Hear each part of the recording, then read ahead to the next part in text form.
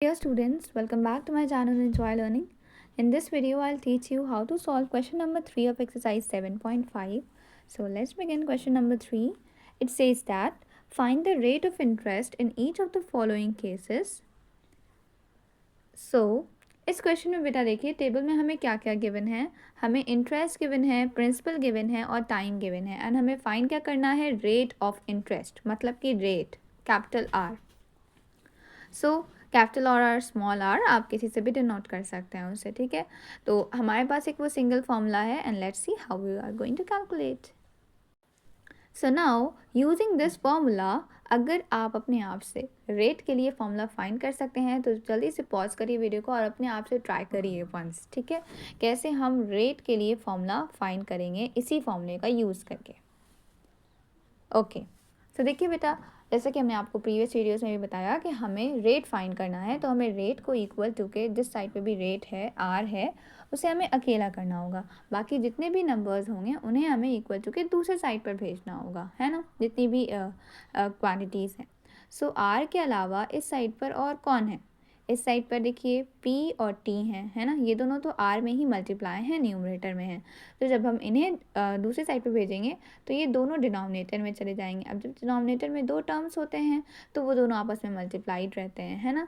और ये जो 100 था ये डिनोमिनेटर में था, तो ये इसको जब हम दूसरी तरफ भेजेंगे तो ये कहाँ जाएगा, ये न्यूमरेटर में चला जाएगा और वहाँ पर पहले से SI है तो SI में जाके वो मल्टीप्लाई होने लगेगा. तो सिंपली हमारा क्या फॉर्मूला आ गया बेटा, SI मल्टीप्लाइड बाय 100 अपॉन में कौन कौन आ गया, P को हमें हटाना है और T को हटाना है.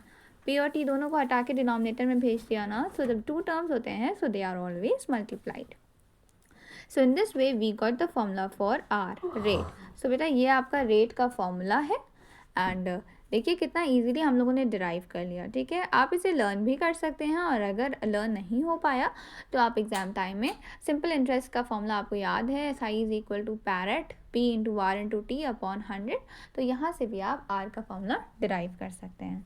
तो अब जस्ट सो सिंपल, कोई भी part, let's do A part today. Okay, so in the A part of question number 3 हमें इंटरेस्ट, प्रिंसिपल और टाइम क्या क्या गिवन है. 810 rupees interest, 4500 rupees principal and time is given to you 3 years.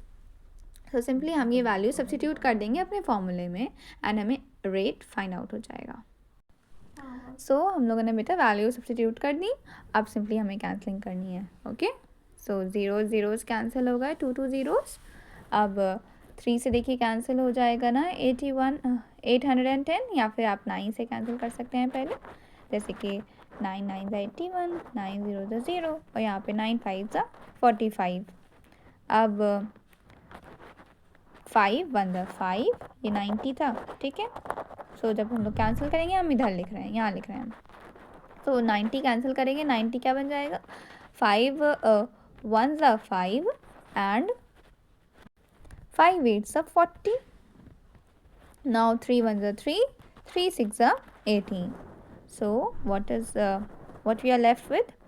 We have got 6. So SI क्या आ गया बेटा, SI आ गया, sorry rate क्या आ गया बेटा, रेट हम फाइंड कर रहे हैं, रेट क्या आ गया 6%. अब रेट में हम लोग हमेशा लास्ट में क्या लगा देते हैं, परसेंट का साइन लगा देते हैं. हमने रेट फाइंड करा, रेट आया 6, सो 6 क्या 6%. ओके, अब बेटा पर एनम लिख देंगी या पर ईयर लिख देंगी तो आपके मार्क्स और भी ज़्यादा बिल्कुल 100% श्योर हो जाएंगे. ओके, सो पर एनम भी लिख दिएगा, 6% पर एनम और PA. That is all, good luck.